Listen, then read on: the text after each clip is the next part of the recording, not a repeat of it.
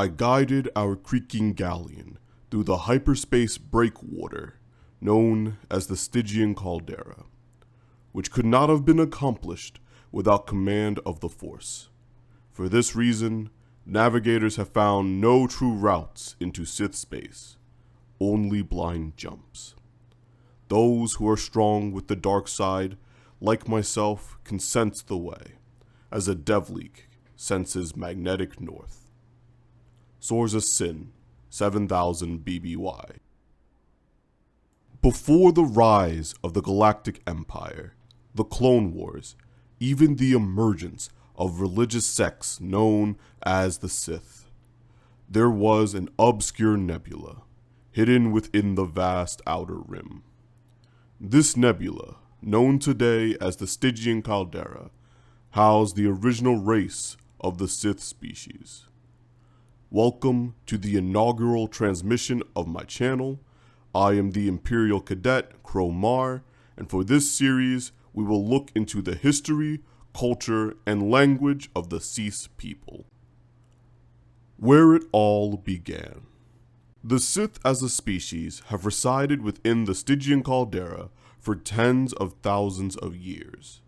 However, the progenitors of the religious sect, as we will see, did not come to be until much later.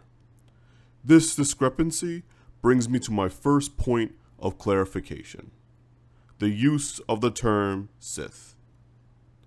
In this video, and throughout the entire series, Sith will not refer to any particular culture, but rather the entire species itself. This is in a similar manner to how I, a Coruscanti, and a human on Naboo still belong to the same species in spite of our drastically different upbringings. With Sith firmly established as an indicator of an entire group, the next thing to mention is how smaller factions within the Sith species will be named.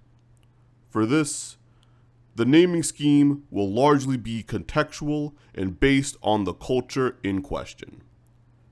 For this video, the culture of focus belongs to a group known as the All, or people. With these distinctions settled, let us turn back the clock, not to the emergence of the All, but before that, to the year 24,000 BBY, the collapse of King Adas. The reign of the Axe. Much of what we know of King Adas comes from the Nakgru holocron, an ancient information storing device used by the king of same name. While it is difficult to confirm every detail within the holocron, for example, Adas living and ruling for 300 years, when it appears that the average Sith lived for roughly 80 years, a lot of information can be gleaned from this artifact. First, it appears that Adas did in fact exist, and ruled somewhere between 27,000 to 24,000 BBY. Second, Adas appears to have been the first Sith to unite the people of Korriban, a feat attested to not only in the Nakgru holocron, but also in ancient Zayostan records and the Compendium, a book written by the heretic sorcerers of Tune, who dedicated their work to the history of the Sith species. Finally, we know that Adas' demise came on the back of a brutal war with the Rakatan Empire, who xenoarchaeologists confirm did make contact with the Sith. While the war resulted in a monumental victory for the Sith, these feelings were not to last, as the death of King Adas left a vacuum which no other person could fill. The Sith-Rakatan War and the subsequent successor wars that followed left huge swaths of Korriban scarred and virtually inhospitable. The remnants of Adas' empire fled to the nearby system of Ziost, leaving the remaining Sith to their fate on Korriban. From the ashes of war.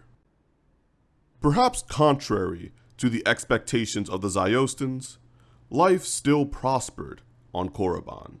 With time, the Sith residing on the planet managed to establish great civilizations on the scarred landscape.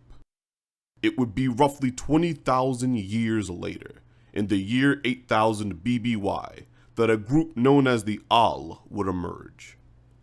While the exact origin of the Al cannot be pinpointed, it can be surmised that their civilization grew in one of Korriban's many deserts. One possible speculation is that the Al began as nomadic herdsmen who moved from oasis to oasis, foraging on the local flora and fauna, particularly the livestock that they kept. In time, they, like others in the area, would settle within these regions, giving rise to the Oasis Kingdoms. As we will see throughout this series, it is from these humble beginnings of this group that the Sith language known as Ur-Kitta, or People's Tongue, will expand across the entire area of Sith space. Layout of the series. With our contextual information established, I will take this time to describe the tentative scheduling of this transmission series. The periods of the Ur-Kitta languages can be roughly divided into 3 sections. Old Ur-Kitta, which was spoken between 8000 and 7000 BBY, Middle Ur-Kitta, spoken between 6999 to 5000 BBY, and Late Ur-Kitta, spoken at about 4999 BBY onwards. The next several transmissions will focus on the first section, Old Ur-Kitta. Along with these linguistic transmissions, videos further detailing Al culture and history within a particular period in time will be presented throughout each section, so as to complement the linguistic information and present a more complete picture of who the Al were. If you enjoyed this work and wish to hear more, then please subscribe and select the bell button so that you can receive a notification when the next transmission is released. Until then, this has been the Imperial Cadet Cro Mar, wishing you a glorious day in the Empire.